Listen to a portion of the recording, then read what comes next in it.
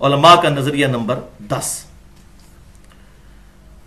یہ ملفوظات ہیں جو سید احمد صاحب، جن کو سید احمد شہید بھی کہا جاتا ہے، دیوبندیوں کے بڑے بزرگ ہیں، ان کے ملفوظات جمع کیے ہیں مولانا عبدالحی صاحب نے اور اسماعیل دہلوی صاحب نے، دیوبندی عالم۔ یہ بعض اہل حدیث ان کو اپنے ساتھ منسوب کرتے ہیں، وہ بالکل غلط ہے۔ یہ دیوبندی بزرگ تھے، یعنی دیوبند مدرسے سے پہلے تھے، ان کے بزرگوں میں سے ہیں اسماعیل دہلوی صاحب، کیونکہ ارواح ثلاثہ جو کتاب ہے اشرف علی تھانوی صاحب کی، اس میں انہوں نے اسماعیل دہلوی صاحب کو اپنے بزرگان دین میں لکھا ہے۔ تو یہ کتاب صراط مستقیم ہے، صفحہ 169، اسلامی اکیڈمی لاہور سے شائع شدہ ہے۔ اس میں ان لوگوں نے سید احمد صاحب، جن کو سید احمد بریلوی بھی کہتے ہیں، یہ بریلوی احمد بریلوی صاحب والا بریلوی نہیں، یہ دیوبندی بریلوی ہیں، بریلی کے رہنے والے۔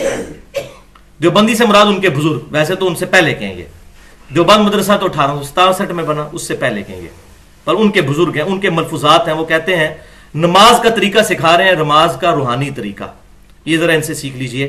وہ کہتے ہیں نماز کے دوران زنا کے وسوسے سے اپنی بیوی کی مجامعت کا خیال بہتر ہے۔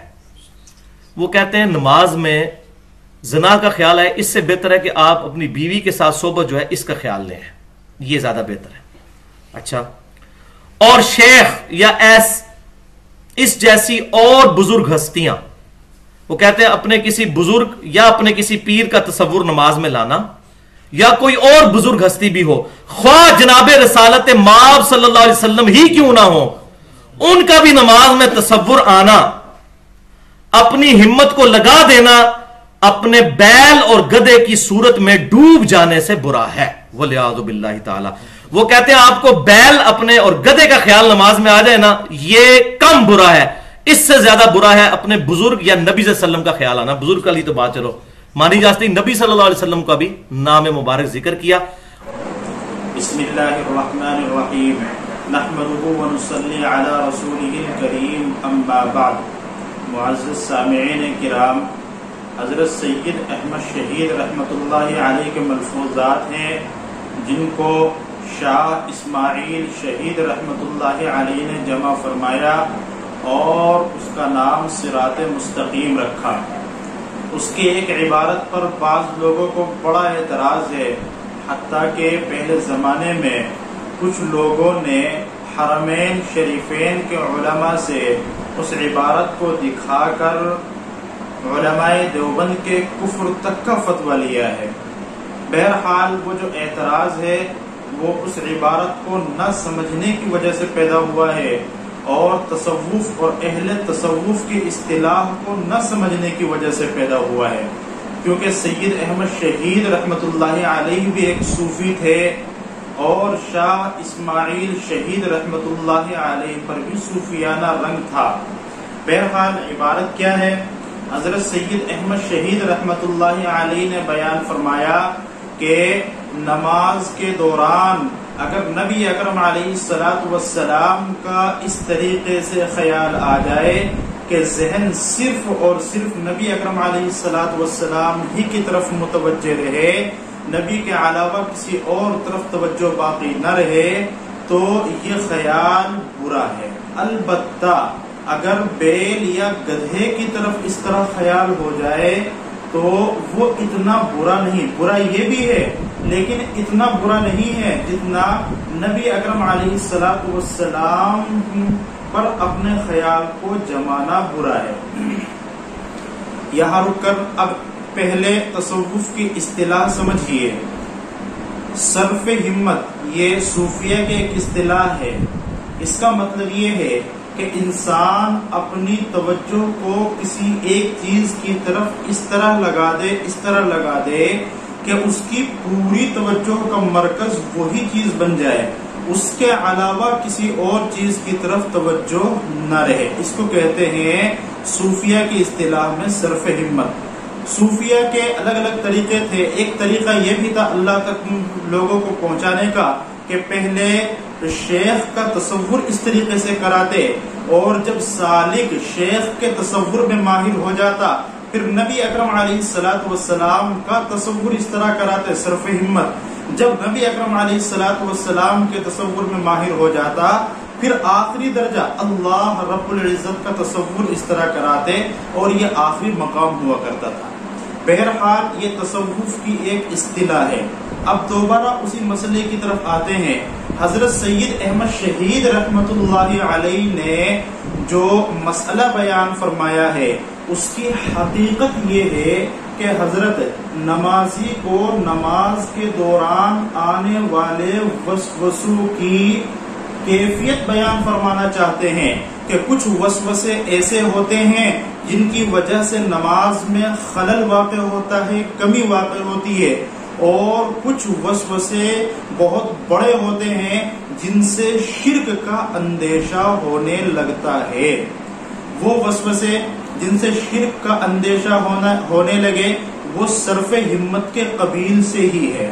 کیا مطلب؟ یعنی کسی شیخ کا یا بزرگ ہستی کا یا نبی اکرم علیہ السلام کا صرف ہمت کیا جائے، اپنی ہمت کو، اپنے توجہ کو اور اپنے خیال کو نبی اکرم علیہ السلام کی طرف لگا دیا جائے، اور اس طرح لگایا جائے کہ غیر کا تصور اور غیر کا خیال بالکل باقی ہی نہ رہے۔ تو بتائیے، جب ایک نمازی نماز پڑھ رہا ہے تو حق یہ ہے کہ نماز تو اللہ کے لیے ہوتی ہے۔ اگر کسی کا صرف ہمت ہونا ہے نماز میں تو وہ اللہ رب العزت کا ہونا چاہیے، اللہ کا تصور ایسا ہونا چاہیے کہ غیر اللہ کا تصور ہی نہ رہے۔ لیکن جب قابل تعظیم ہستی کا تصور اس طرح کیا جائے گا تو چونکہ وہ قابل تعظیم ہستی ہے اس لیے اس میں شرک کی بو پیدا ہو گئی۔ اسی لیے حضرت سید احمد شہید رحمت اللہ علیہ نے فرمایا کہ اگر وہ چیز قابل تعظیم نہ ہو، مثلا بیل ہے، گدھا ہے، جو قابل تعظیم نہیں ہوتے، ان کا صرف ہمت، ان کی طرف خیال کو جمانا اتنا برا نہیں ہے جتنا نبی اکرم علیہ السلام کی طرف خیال جمانا برا ہے۔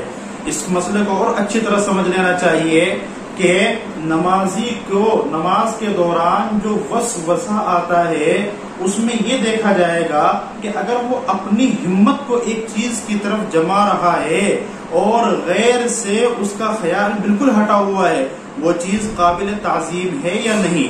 وہ چیز اگر قابل تعظیم نہیں ہے تو چونکہ اس کے دل میں اس کی کوئی تعظیم ہی نہیں ہے، لہذا نماز اس چیز کے لیے ہو ہی نہیں سکتی۔ جیسے کسی کی دل میں بیل کا یا گدھے کا صرف ہمت ہو تو بیل اور گدھا چونکہ قابل تعظیم ہی نہیں ہے، اس لیے اس بندے کے نزدیک بھی نماز بیل یا گدھے کے لیے ہو ہی نہیں سکتی۔ لیکن جو ذات قابل تعظیم ہے اور یہ بندہ نماز پڑھ رہا ہے اور نماز کے دوران اس کا صرف ہمت کر رہا ہے، بقی طور کے غیر کا تصور بھی باقی نہیں رہا، اب اس میں یہ وہم پیدا ہو گیا کہ یہ بندہ جو عبادت کر رہا ہے یہ اس ذات کے لیے عبادت کر رہا ہے، اسی وہم کی وجہ سے یہ تصور اور یہ خیال برا ہے۔ یہ حقیقت ہے حضرت سید احمد شہید رحمت اللہ علیہ کی عبارت کی۔ لوگوں نے اس عبارت سے یہ سمجھا کہ حضرت سید احمد شہید رحمت اللہ علیہ یہ فرمانا چاہتے ہیں کہ نبی اکرم علیہ السلام کا نماز کے دوران خیال آنا بیل اور گدھے کے خیال آنے سے بھی برا ہے، معاذ اللہ۔ حضرت یہ نہیں بیان فرمانا چاہتے، کیوں؟ اس لیے کہ ہر نمازی جب بھی نماز پڑھتا ہے تو قاعدہ اولا، اگر 2 رکعت والی نماز ہے تو اس میں ایک ہی قاعدہ ہوتا ہے، اگر 3 یا 4 رکعت والی نماز پڑھتا ہے تو اس میں 2 قاعدے ہوتے ہیں۔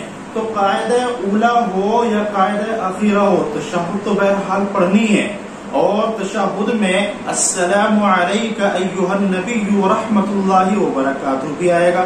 تو جب بھی نمازی نماز پڑھتا ہے تو نبی اکرم علیہ السلام کا تصور تو ضرور آئے گا۔ کسی نمازی کی نماز بھی نبی اکرم علیہ السلام کے تصور کے بغیر کیسے پوری ہو سکتی ہے، جبکہ تشہد نماز میں ضروری ہے۔ اس لیے حضرت سید احمد شہید رحمت اللہ علیہ نے یہ بیان فرمایا کہ نماز میں اگر حضور اکرم علیہ السلام کا تصور آ جائے تو یہ برا ہے، نہیں، بلکہ نبی اکرم علیہ السلام کا تصور تو آئے گا ہی آئے گا۔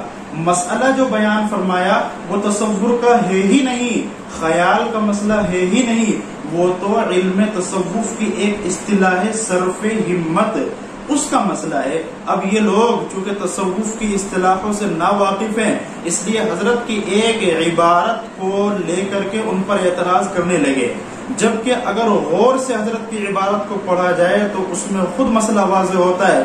حضرت نے ہمت لگا دینا اور خیال میں مستغرق ہونا جیسے الفاظ استعمال فرمائے، خیال کا تو لفظ استعمال ہی نہیں فرمایا. اگر یہ لوگ حضرت سید احمد شہید رحمت اللہ علیہ اور شاہ اسماعیل شہید رحمت اللہ علیہ کی صرف عبارت پر ہی غور کرتے تو ان کو یہ اعتراض پیدا نہ ہوتا. بہرحال بزرگان دین پر اعتراض کرنا یہ اچھی چیز نہیں ہوتی، اس سے بعض اچھی چیزوں کی اور بعض خیر کے کاموں کی توفیق سلب ہو جاتی ہے. بزرگان دین پر اعتراض کرنے سے بچنا چاہیے. اللہ رب العزت ہمیں بھی سمجھ کی توفیق عطا فرمائے اور جو لوگ اعتراض کرتے ہیں ان کو بھی سمجھ کی توفیق عطا فرمائے اور دین پر استقامت عطا فرمائے. سبحان ربک رب العزت عما یصفون وسلام علی المرسلین والحمد للہ رب العالمین.